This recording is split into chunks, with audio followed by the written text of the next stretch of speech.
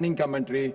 If your Prime Speaker is missing any point, you can make a note and send it to him, and so that we will have a very fruitful discussion. That is my humble request to all of you.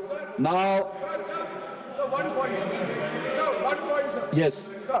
Sir, the leader of the House and the leader of the opposition are institutional positions. Right. Time is allocated to them in terms of the positions they occupy. So I request that the leader of the opposition be given special time and not be factored in as part of the time for the Indian National Congress. Okay. No, please. Let him speak. Let him speak. If he really requires extra time, we will consider it.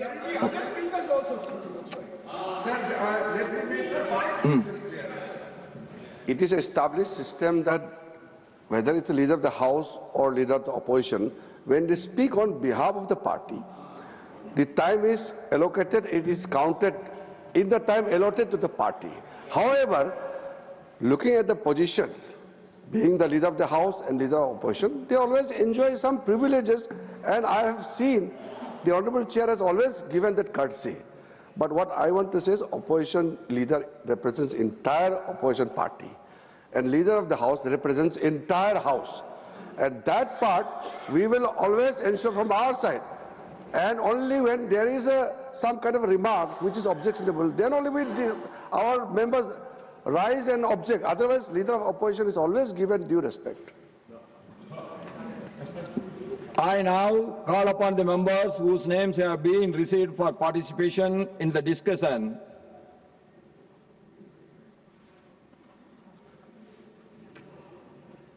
Leader of the opposition, Shriman Mallikarjun Kharge ji.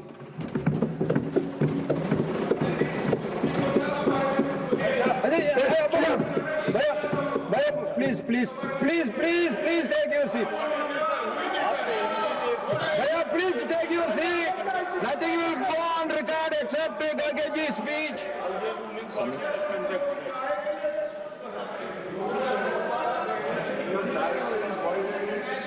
Don't get agitated. Let us hear the points of the speakers. Please listen. धन्यवाद sir, आपने मुझे बोलने का मौका दिया और आपने सविस्तर से सुनने का भी बात यहाँ पर रखी, इसीलिए मैं अपने बात को ठीक ढंग से रखूंगा और मैं यही चाहता हूं कि सरकार के लोग ठीक से सुने और इसका उत्तर वो ठीक से दे, यही मेरी अपेक्षा है और आप मुझे डेफिनेटली सपोर्ट करेंगे, ये मेरी आशा है। सर, मैं शुरू करता हूं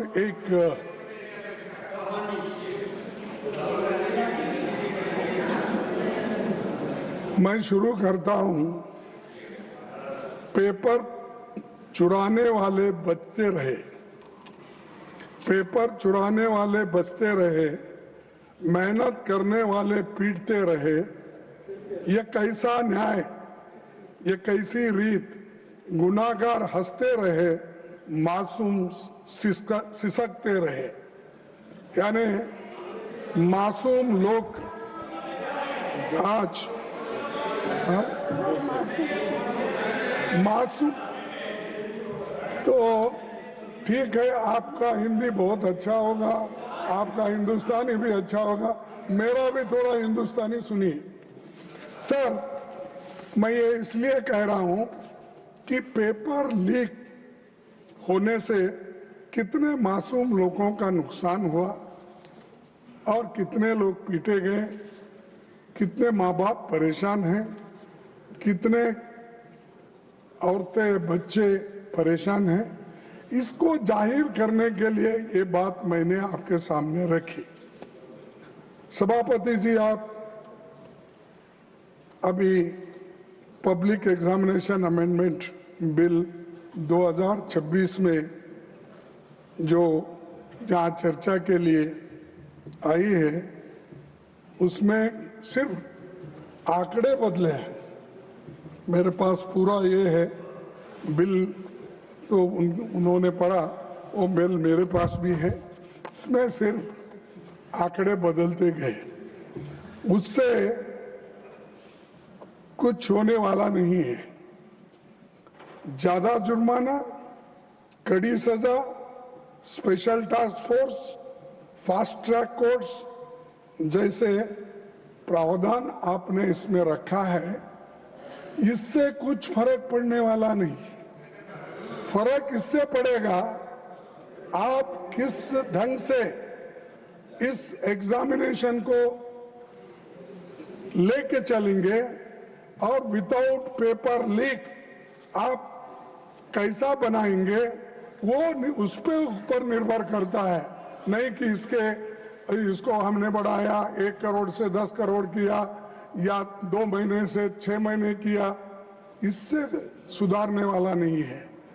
तो इसलिए मेरा कहना ये है कि ये तो नई बात तो नहीं है, लेकिन ये जो मजबूत कानून लाने के लिए हमने 2024 में ही इसकी मांग रखी थी, लेकिन तब आपने हमारी इस बात को नहीं माना और उधर से अभी अपने भाषण में कहा